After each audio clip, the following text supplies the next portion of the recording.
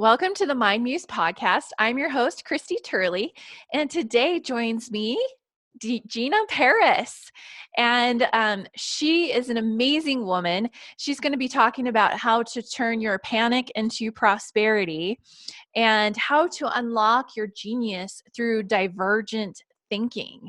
If you remember that book series or the movie Divergence, that's exactly what we're talking about. So we'll be able to apply Gina's protocols that explain neuroscience, faith, and creativity.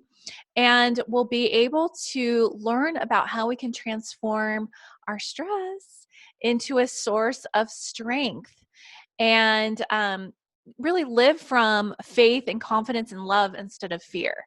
So, Gina is an artist and a speaker and a mindset mentor to really like high achieving professionals.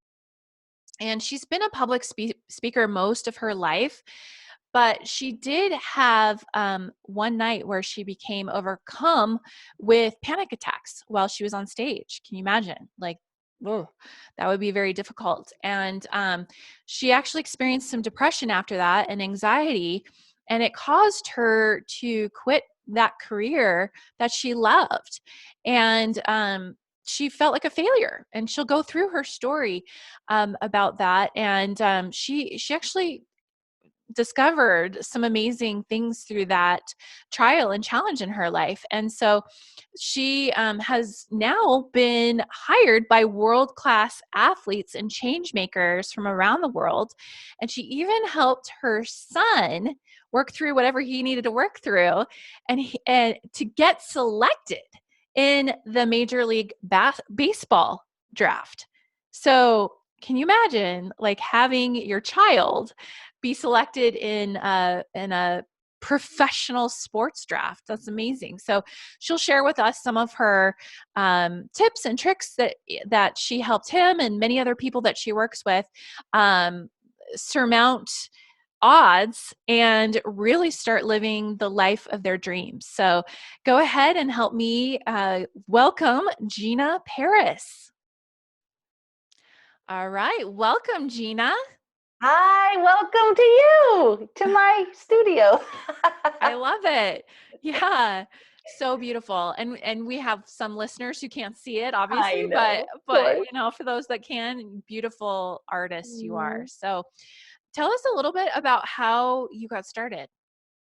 Well, I got started as a performance and life coach after y- being a speaker and minister almost my whole life. And then 20 years ago, it was my dream job, dream position, running a youth ministry at a church that I honestly thought I had been born to work at, for amazing, amazing lead pastors.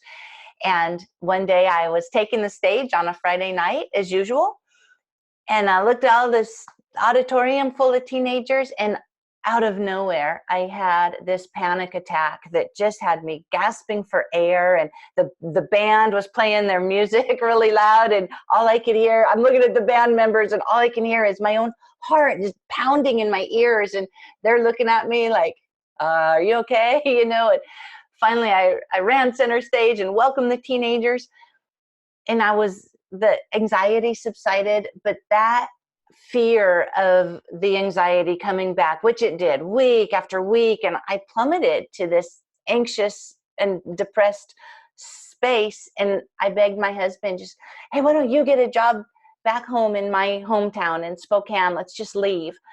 And literally, panic and running away became my habits. Terrible. And so I kind of cracked the code in different areas of the panic attacks, for spiritually and energetically and different ways. And as I started sharing those techniques, about in the last 12 years, I started sharing them, and immediately it opened doors for me to start helping thousands of people, from professional athletes and high powered professionals to work from home moms and stuff. So that's how I got started in that angle.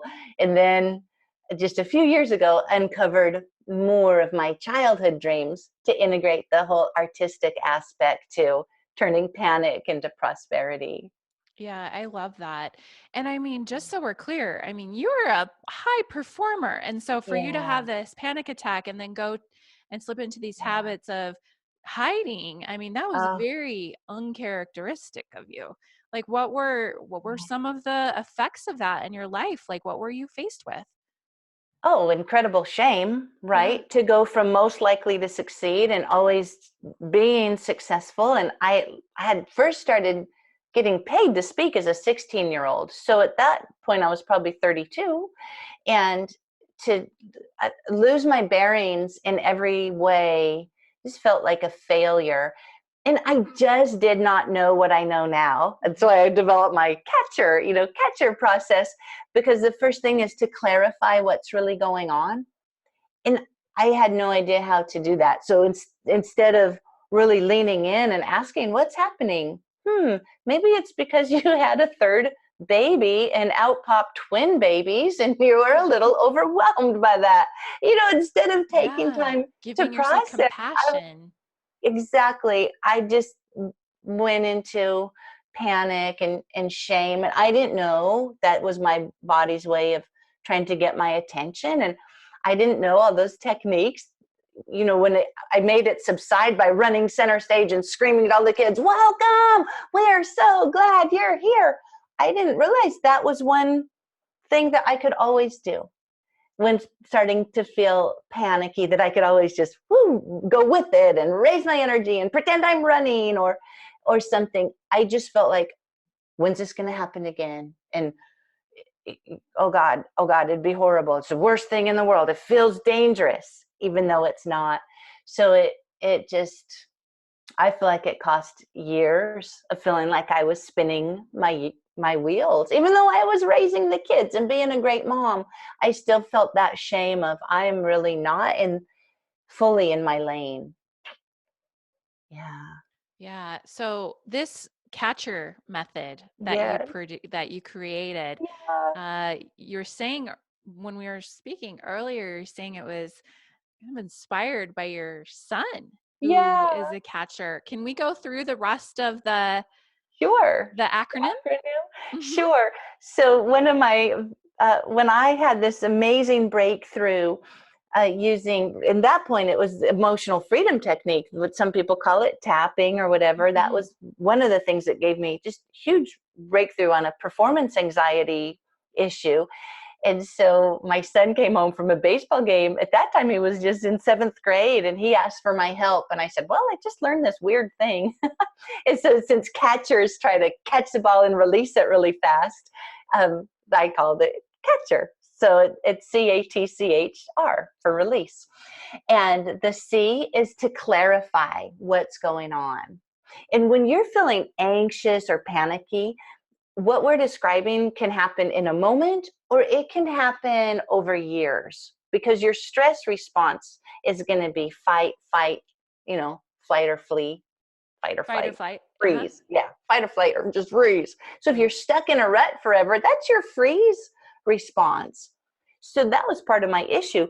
But C means clarify what's really going on. So you can take a deep breath and instead of fighting it, just clarify it. So that's C. Like, what's going on? What's this about? What might this be about? It could be a feeling. Well, I feel like my heart's pounding out of my chest. Or it could be deeper. Well, I feel like I might get fired. Or. So clarify it. But then A stands for acknowledge and accept it. Because what happens when we feel an uncomfortable state is we just want to fight or flee, of course. And so the opposite is to lean into it and accept it. And so in the tapping protocol, the setup phrase, I just love it. I use it with all kinds of modalities, which will just have you take that deep breath and tune into how you're feeling and say, even though I'm feeling so anxious, I totally accept myself anyway. So you let yourself acknowledge what your nervous system is saying. Mayday, mayday, this isn't safe, this isn't safe. So when your nervous system hears you acknowledge it, then it's like, oh, okay, I accept myself and all these emotions. So that's A, acknowledge. C-A-T. T is to give thanks. So you move from that stress to gratitude. And so you can thank your body. You can start there. Oh, thank you for pointing that out. Or thank you that I'm safe, even though this feels dangerous. Thank you that I'm surrounded by people that I love. Thank you. For a lot of the athletes, for example, I'd have them start saying, thank you that I'm playing the sport I love. Thank you that I have teammates I love. But anything you can do that move you to thankfulness, that's going to shift your energy and your chemistry to be more empowered. But it's good to do that after you've acknowledged what's happening. Otherwise, you can still stay where your nervous system is like, you're not paying attention to me.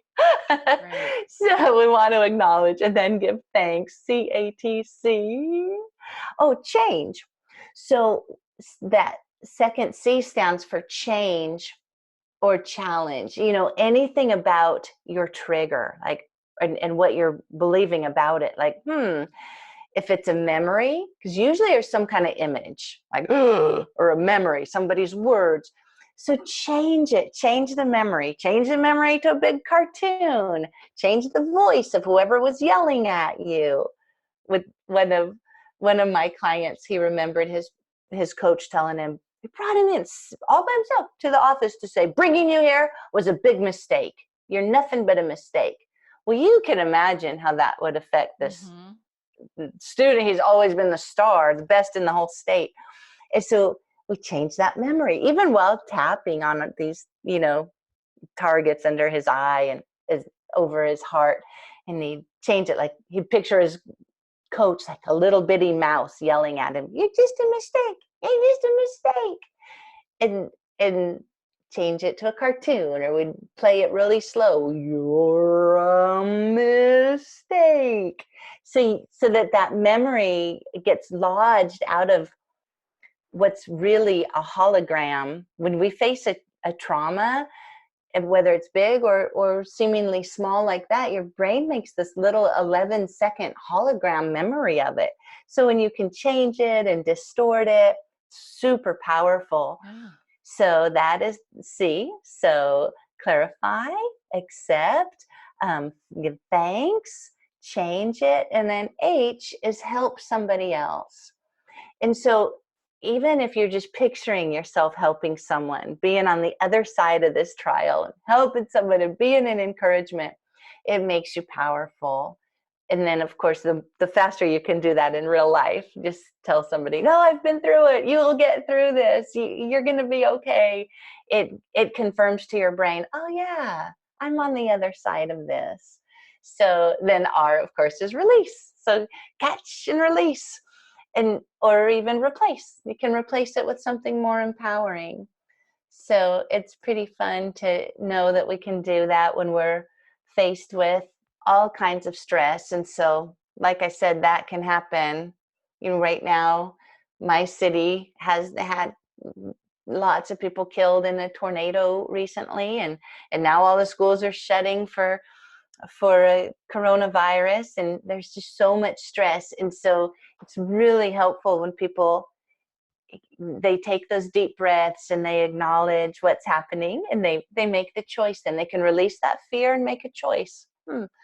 Whatever I'm doing, I'm going to choose to do it in faith. If I said, if you feel like you have the confidence to go to that meeting, and some people don't, do it in faith. If you can connect your faith, your confidence with washing your hands, wash your hands in faith. And say, and stay thankful. Thank you that I can wash my hands and my body's healthy. Thank you that I can get on this airplane in confidence, and I'm connecting my faith to the fact that I'm feeling confident in this. So whatever we do, we want our actions to be based in faith and love instead of fear. So. Right. Yeah, that is such an important point. It's like examining why you're making a particular choice. Yes. Whether, this particular situation that's going on right now in the world, someone could be listening to this episode like much later. Yeah. But it could be, examining your choices in every moment. If anything, this situation that we're faced with now Right. is a good chance for us to learn from it, because Yeah. there is a tremendous amount of fear coming Here. from all angles and being Yes. amplified, right, in Yes. the media. And I mean, you hear reports of people going to the store, and it's like, why are you making that particular purchase? Are you Exactly. doing it out of fear or faith? Yeah.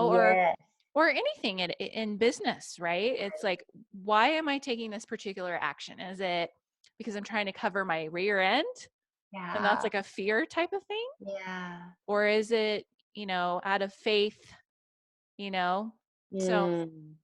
Yes, or is it out of love? Because we know this will be best for our yeah, clients, correct, right. Yeah, Yeah, so true. When people are afraid, they're easier to control. And so as those of us in business, we should be the most objective when we're looking at media frenzy, which in a right. way is marketing. Like, come on, you guys. If it bleeds, it leads, they say in media. So come on, we should be the most astute to say, is there maybe some economic drivers to this fear that's being pushed on me? And do I really want to just go along with that crowd, or do I want to think what's wise? What's wisdom saying? Yeah. Yeah, because you can create your own reality. And Yes. and what's the saying? It doesn't matter what happens to you, it's how you react to it. And Absolutely. how do you react to the situation? Sure, you want to, protect yourself, but it's Yeah. not like it's like every other day. Why do we wash Yeah. our hands Yeah. before we eat? It's like every other day. It's just like, let's examine our overall hygiene practices. Yeah. Yeah. And it's true, whether the scare at hand there's no shortage of things that can come Right. against us. Right. So Right, absolutely. exactly. I mean, you really look at statistics. It's like you're more likely to fall to one of those than this. So Right. it's keeping things in perspective too, I think. Yeah. But to And acknowledge that, so there's a part of us that will always feel guilty if we have a fear, or if so the beautiful thing is to stop resisting and just give yourself a moment to acknowledge it and say, it's okay. right. I totally accept myself and all these emotions, and then you can move forward. I think more powerfully than having conflicting beliefs, which is what creates anxiety. hmm Yeah, and I love that you brought up emotional freedom technique, because I hadn't heard about that before, probably 2.5, 3 years ago. Yeah. And it's been great. It's a great tool to have in your tool belt. So it is strange when you first learn it, right? To be Yeah, honest, it it is. is. But why does it work? Tell us a little bit of the science behind it. Why does this Oh, yeah, work? it's interesting. So originally, Gary Craig, who made it popular, learned from somebody who attributes it to traditional Chinese medicine. And so in TCM, the theory is that all the energy in our body flows along meridians. And even though they're invisible, they've been understood empirically for thousands and thousands of years. And so these ones happen to be close enough to the surface of the body that when you focus on that stressful trigger and you tap on these targets, you free up that blocked energy and get back to neutral. So I didn't know if I believed in energy meridians until later when I studied karate, and my sensei was like, Gina, you have to learn them to promote belts. Of course they're real. I'm like, oh, okay. But so on the Western front, they've noticed that when you're faced with a stress and your amygdala is flooding your body with cortisol and adrenaline, that it's biological. And for whatever reason, through brain scans and different studies that are actually extremely expensive to do those tests, hmm because you have to have all kinds of standardized, you know, people to do them, and they're crazy expensive, hundreds of thousands of dollars. But for the ones that they did do, they realized that through the tapping protocol, that the blood chemistry, saliva chemistry just totally changed back to neutral, and the cells would release that cortisol and come back to a state that's much more peaceful. So we're not sure why. There is evidence that just doing deep breathing alone can be equal. So sometimes that works. In my case, I tend to get a little bit distracted. So sometimes I just especially love, love, love the setup phrase. A lot of times if I'm really out of control, I'll still run up to my master closet or someplace, and I'll say, even though I'm feeling blah, blah, blah, blah, I totally accept myself. And even though I'm afraid of this and this, and even though I can't stand how they screamed at me and cussed me out, and that was horrible, I'll just really describe what I felt and describe the acceptance, and it's Well, what's powerful. really interesting is you can start out that way, but by the end of your Yes, session, will you look yes, back on maybe some of those things that you said earlier, and they don't even seem true anymore. It's like your exactly. perspective totally shifted. Your body chemistry was able to move through and release those emotions. And you look back on it and it's like, I'm seeing this with totally new eyes. Like it's like you're a different person almost. And that's how you know it Yes, really works, But exactly. getting back to the meridians, that I was reading the FDA, I believe Mm-hmm. that's the organization, has recognized acupuncture. So acupuncture works on meridians. Absolutely. So there is definitely something Yes. to it. And I Oh, mean, this is a sure. medicine that's been around for 5,000 plus Yes. years, Yes. emphasis on the plus probably. And, Right.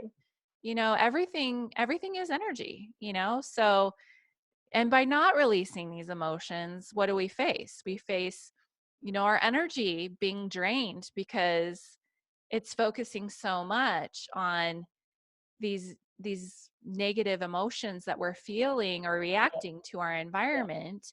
Yes. And the more time we spend on that, the less time we can spend on the positive Yes. aspects of our life, like growing our business. um, so it's interesting, I actually had someone tell me about tapping, that and I've tried this, they they use it not only to release negative emotions but to Mhm. amplify positive ones. Yes. I agree. I do too. So If like, the negative is not even a 5 on a scale of 1 to 10, we call that a subjective unit of distress. Um, yeah, then I'm like, oh, well, then let's just amplify the positive. yeah, so like when you're doing an affirmation, you can Mm-hmm. really embed it into Mm-hmm. your physiology, just like those negative emotions were embedded, but Yeah. instead you're choosing the positive, which I think is fabulous. I did too. And I have to go back to something you said because it ties so great into our pre recording conversation. So, my catcher method is all about creating your peak state, which was a lot of work that I did with athletes and the high performers, all about compete, compete, compete, how to compete. And so, my overriding protocol is about a new way to compete, new way to create, and a new way to collaborate for really converging into your best work. And so, like you said, you hit it perfectly. Why the next most powerful thing to do is unlock a new creativity, because we all need to unlock our genius again. And so you said you start to see it totally differently, which is so true, because we all need this new way to see. And so my 3C protocol for convergence, I call it converging up out of that negative state, is to compete, create, collaborate. So let's talk about create. Can we talk Yes, about yes, creating? I love talking about creativity because, I mean, even if you're not creative, right? Yes. Like you don't think you're creative or Yes. artistic, that's not what That's you a mean, lie. right? Yes. Yes, explain that first and then Okay. let's talk about it. Okay. Oh my gosh. First of all, let's just start with how we see in the first place, because like you made the point, everything is energy. So in perception. And so when we are seeing something, our little eyeballs, they are just taking in information. And on the back of our eyeballs is 100 million retinal cells.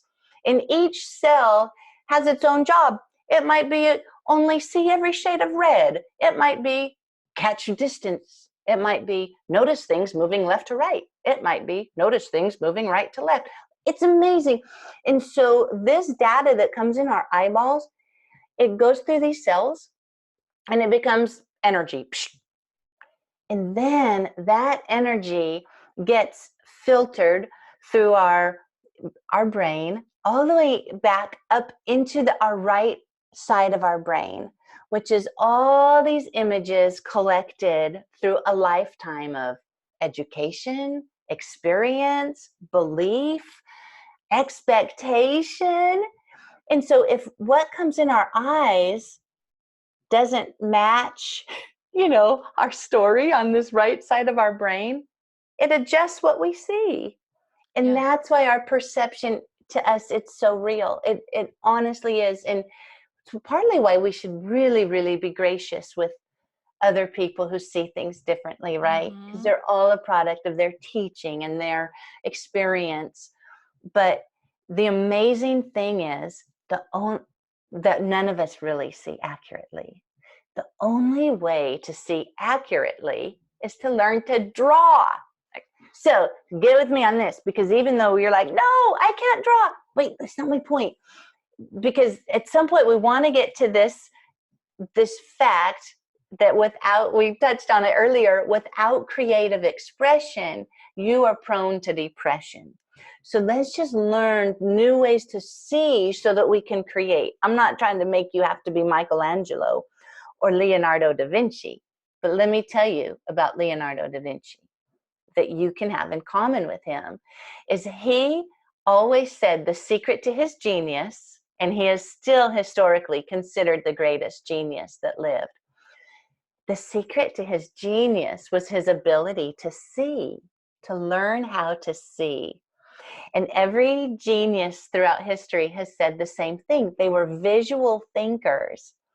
And so when you can think visually, it's pre-verbal language. It's prophetic. It's foreshadowing.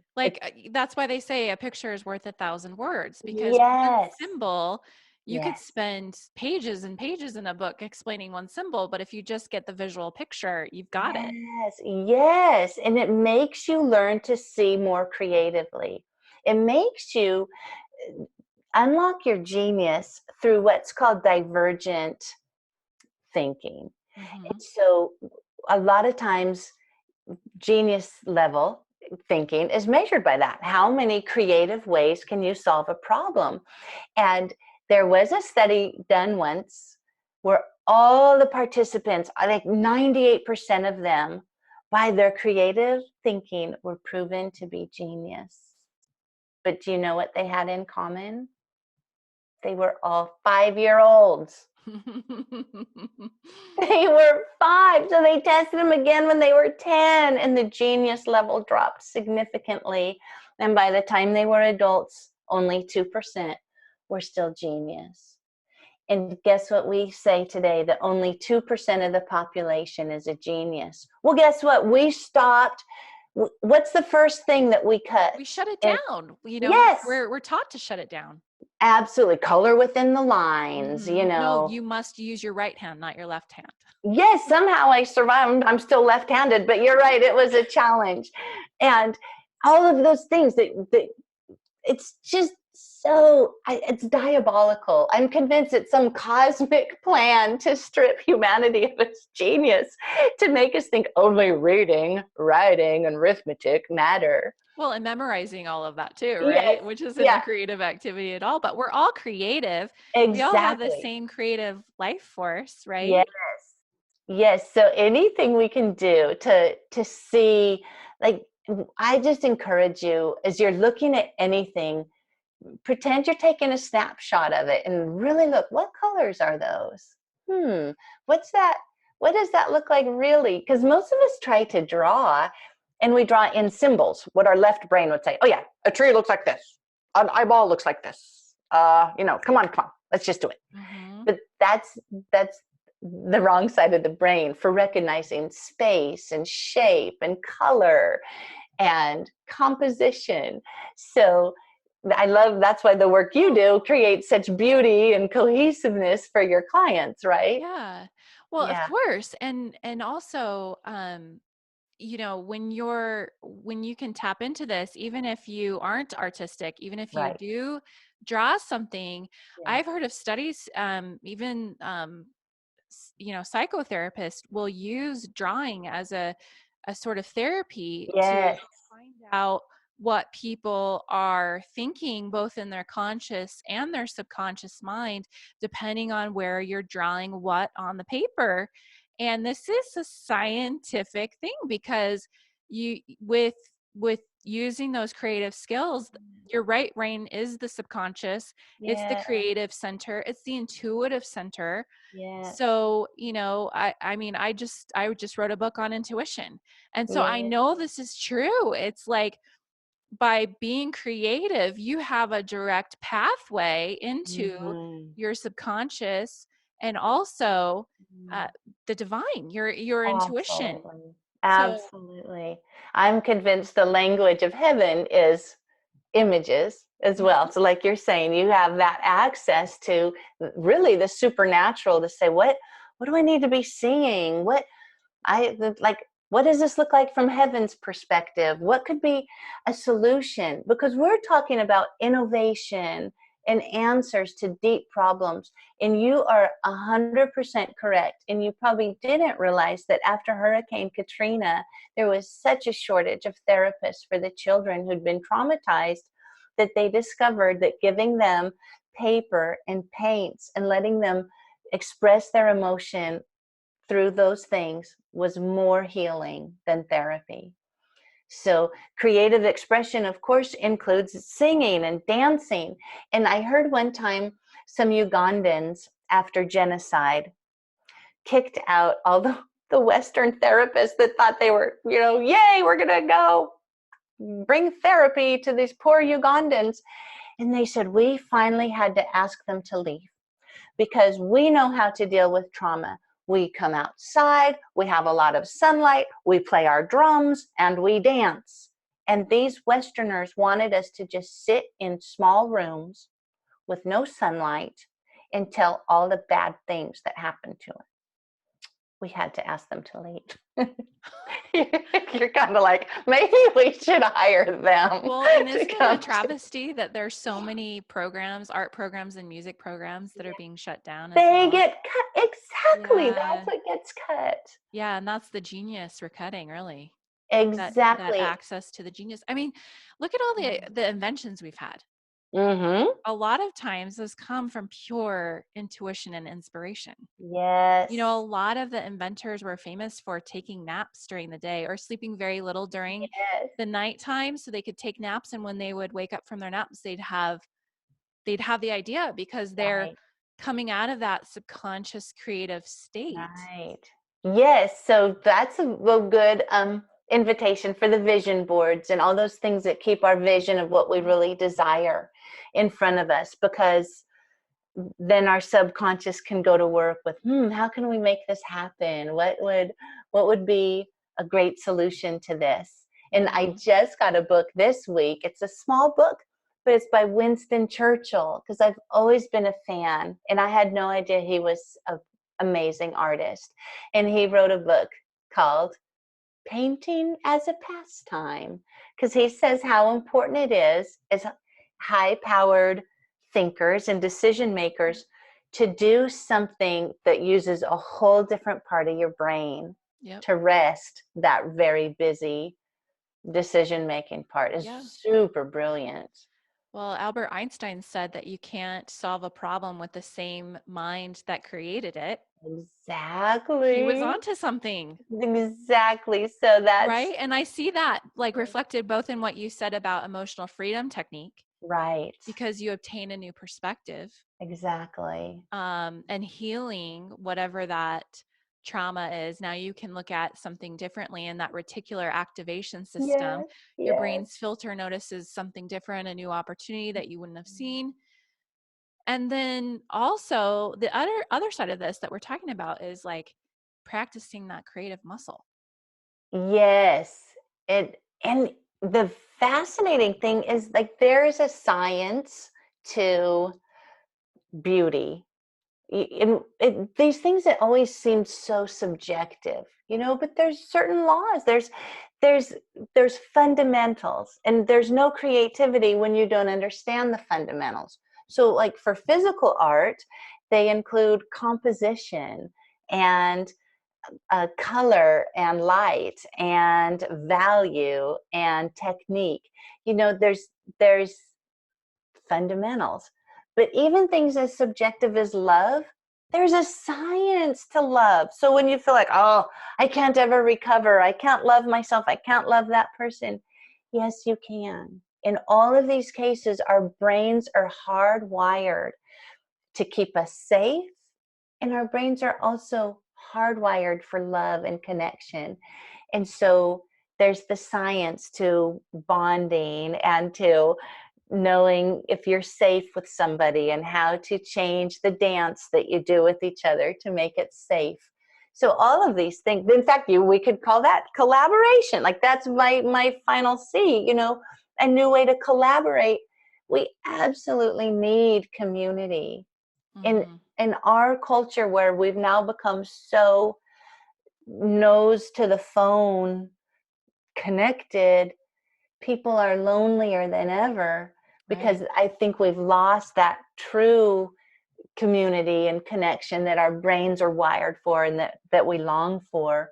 So, boy, Yeah, and I find think it even people. goes deeper, like almost like an Yeah, intimacy, like um just that longing for a connection because yeah, yeah, you could maybe you have a group of friends that you yeah, get together with, once a week or once a month. But the conversations could still be a little bit on the superficial side. absolutely. And like you could still feel just as lonely. So Yeah, it's really having, a deeper connection with people beyond just like, so what's been going on this week? Like, but being able to have someone to share your challenges with or your emotions or those things that you'd rather keep private. It's got to be the right person, right, right? right. You've got to feel safe, but yeah, I agree. It's like everyone needs a friend like that. Exactly. Oh, we do need that, and we're wired for that. So there's no reason to ever feel ashamed, like, oh, I shouldn't need other people. That's for most of your audience. I don't think that's their problem. You know, it's that Well, it can be lonely at the top, right? The egg. loneliest person on the ship is the Oh, captain. oh my gosh, yes. So, We I mean, think we I have do think a lot of CEOs and entrepreneurs can to. feel prone to that because the people in their neighborhood don't relate to them, Exactly. you know? Exactly. Yeah, so we need to be able to have real human connection where we're safe and where we can collaborate and dream together and make each other better and be totally safe. So we say that without mastery of the fundamentals, there's no creativity, but championship coaches have made really clear something that we can learn from the sports world into business and creativity, and that is where there's no freedom to fail, there's no championship. and Mhm. and also we know that in creativity, Mhm. there's a popular story that was, I don't know if it was first published in this book called Fear in Art, but the story is told of the teacher who came in the classroom and said, okay, this semester to the pottery students, you'll be in two separate groups. In this group on the left, you are going to only be graded on the quantity of work that you do. So at the end of the semester will weigh how much you did. If you just did the work, if you did 50 pounds of material, you get an A, 40 pounds is a B. In this group over here on this side, you're only going to be graded on one pot, but it has to be perfect. And so through the weeks, it was made very clear that the group that was only supposedly going to be graded on quantity, as they were busily churning out work and learning from their mistakes, they consistently made both the highest quality work as well as the highest quantity. Meanwhile, the group that had one pot resembles a lot of wannabe professionals, because all they had at the end of the semester was all their theory and how things should work and what's supposed to work and what might be beautiful. And they had very little to show. And so we have to be safe. You guys, let's just embrace this playfulness about business and a playfulness and childlikeness about life, because Jesus said, let the children come to me, because the kingdom of heaven belongs to such as these. And it's true. There's a childlikeness that resonates in that realm of faith and the impossible and the beauty that we were created for. So it's Yeah, I completely agree. And it's like become like a little child, right? And that yes, is, especially given the statistics that you said about the genius level yes, 5-year-olds. Well, and yes, I just look at it too. I've seen some experiments like that as well. And it's like, right.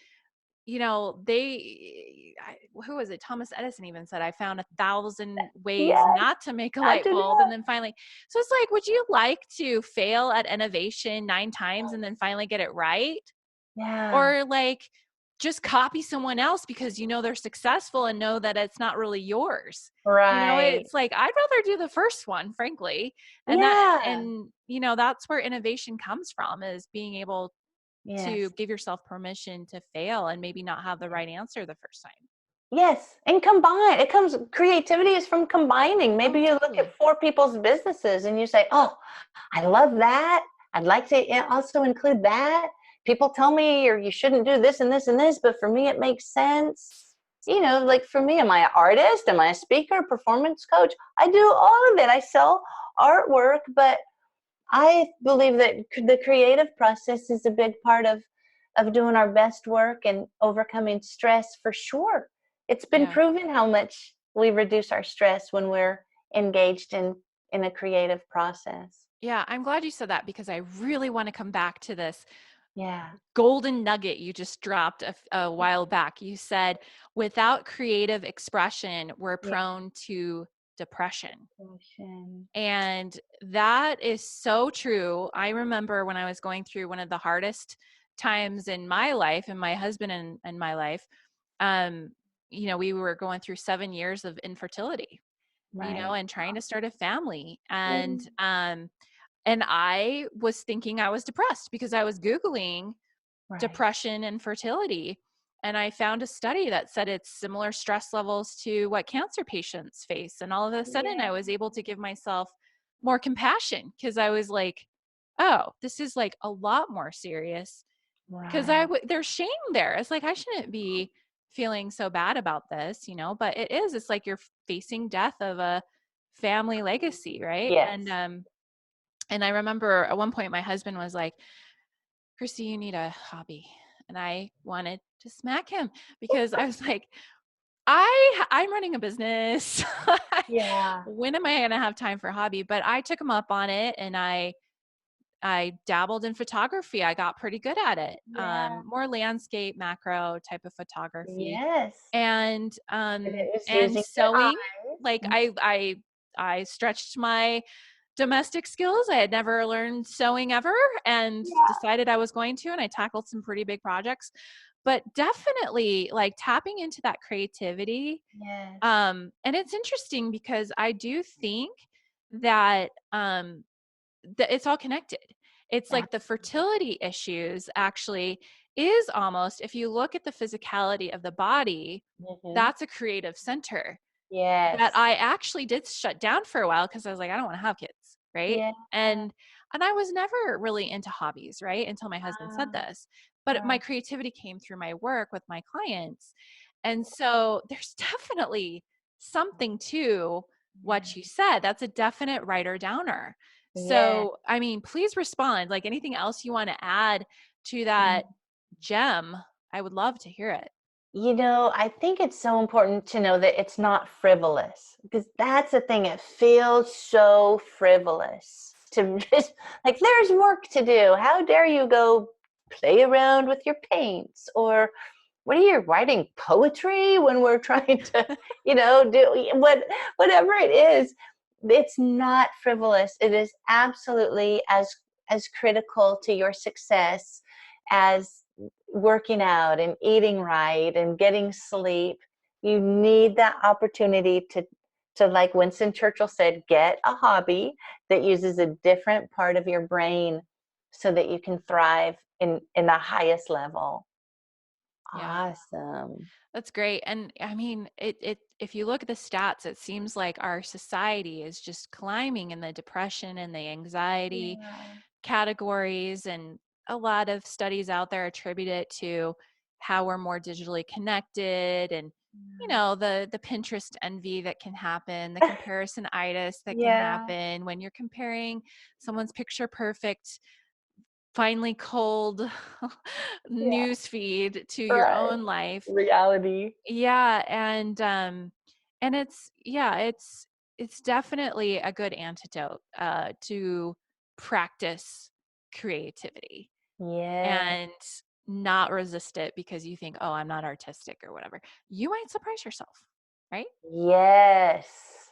Yes. I remember when I was living in Germany, I took painting lessons from a guy whose paintings were big, huge abstract pieces. They were about $10,000 a piece. And he says, a lot of times people will look at abstract art and think, I don't get it. I could do that. And he says, I always tell I've them, said that too. yeah. And he says, I always tell them, then you must, because one of two things will happen. Number one, you'll find out that you can't actually make something beautiful because you don't know how to make the laws work for you. Or number two, you'll find out you did and you love it and it changes your life. So do it. If it annoys you that someone else does something, that might be a sign you're supposed to do it. Oh, I totally agree. Yes, Yes, from a pet peeve all the way to being jealous because someone has a talent. When you exactly. notice that in someone else, it's a clue that you probably have it in yourself. Exactly, because I can tell you, girl, I'm not one bit jealous of people that play Olympic basketball or, Right. you know, things that have no intention of Yeah, there's a doing. reason why psychology called it a projection, right? Exactly. And even the reticular activation system that you mentioned Yes. before with your brain, you would not be able to recognize it unless Right. you had it inside yourself. Yes. So that's good inspiration, right? So Yes. start thinking about the things that you admire in other people Yes. because really you're starting to shower yourself with compliments. Yes, that's so.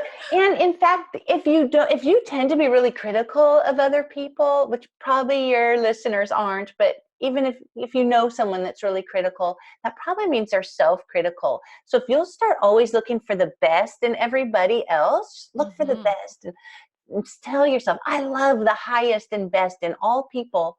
Without even trying, you'll raise your own self-esteem. So that's kind of Mhm. neat. Instead of having to be doing all your mantras about yourself, I am this and I am powerful and I am, well, just maybe look at what's great about everyone else from a Right. loving point and you'll become more confident. Totally. Well, it's there's a Native American, I believe it's a Native American story about the two wolves you feed. Have you heard Mm-hmm. this? Mm-hmm. Do you want to tell it? Because Well, it totally applies. yeah, the story is told about the chief who has told about two wolves that are always fighting inside of him. There's a dark wolf and there's a white wolf. And somebody asks him, well, chief, which dog is winning this fight? And he says, the dog that I feed. And so it's true. Do we want to feed our negativity and our lowest, most aggressive ways, or do we want to feed what's positive and life giving and at the highest level? Yeah, totally agree. Well said. Uh, Wow, there's been some really great ah, gems of wisdom here. And you so, mentioned you did mention the RAS twice, which makes me want to expound on it for oh, your listener. sure. Yeah, go for it. Yeah, because your reticular Please do. activating system is this part of your brain that actually filters out data that doesn't mean anything to you, because otherwise there's just too much data. And so that's the part of your brain that if maybe you never noticed any red BMWs on the road before, now you buy a red BMW, you're like, hey, how come everyone else bought one? You start to see it because it matters. But that also goes back to what we said earlier about your brain filters what you actually see, which is why when Lewis and Clark showed up in the country and they had ships on the horizon, and this happened with Montezuma as well, the local people had only thought of canoes. And so when they saw those ships on the water, they literally did not see them, because they knew if a canoe is all the way out on the horizon and it's that big, it would have to be huge. So their brains just erased them. They didn't see them at all. So perception is reality. So that's why the creative process, anything you're doing that's making you look at things closer and notice color and notice value and notice composition and then that plays into how you communicate and how you play music and how you dance. So Well, it's fabulous. also training your brain to notice beauty, which is Exactly. what we were talking about before, about noticing qualities that you admire in other people or Yes. gifts that they have that you wish you had. And Yes. you probably do have them. It's just a matter of you claiming them and Yes. exercising that muscle that's already within you. I love it. I love it. So, Beautiful. yeah, and how important it is to be mindful of our thoughts too, right? Yeah, Because the more absolutely. negative we are, the more negative we see, and the more Exactly. positive we are. And I am probably not the people listening to the show, but there are a lot of people that don't pay attention to their thoughts. That's And right. we think like what, 80,000 thoughts a day or something like Something that, like, they and most say. of them repeat from the day before and the day before. That's why we Right. have to converge up. Yes, goes back to your catcher method. That's why, Yeah. noticing them, and Yeah. you can transform them. Like if you notice you have a pet peeve, take it through the catcher method, right? Yes, Transform it. absolutely. Yes. Yeah, I love that. Well, why don't you finish this off and tell people where they can learn more about you, Sure, and sure. then give us a final thought, a final Okay. message for our Yeah. listeners. Absolutely. Well, you can always find me at builttowin.com. And for these listeners, I'll even have a special gift for you. It will be my module 1 from my masterclass of turning panic into prosperity. And so if you'll go to builttowin.com/mindmuse, builttowin.com/mindmuse, I'll have that video available for you with all the notes, and you can see me teach that in real time, and that'll be really That's fun. awesome. And I'll put that in the show notes as well. So Yeah, just click on it. absolutely. And so, as a final thought, whatever you can think of that is your greatest stress right now, if it causes you panic or just a stress, whatever it is, you would not be facing it if it wasn't designed to make you stronger. Your stress is, it carries in it everything you need for your next level, for your breakthrough, and it is your invitation. Every frustration is an invitation to come up higher and heal. So instead of running away, let's press in and be excited, because it means that your breakthrough is just right here calling to you, because you're not supposed to be on that level any longer. So it's great. It's a great thing. So let's break through that, and we're cheering you on, because I know you can do it. So I'm in your corner, and I know Christy's in your corner. So keep up the great work.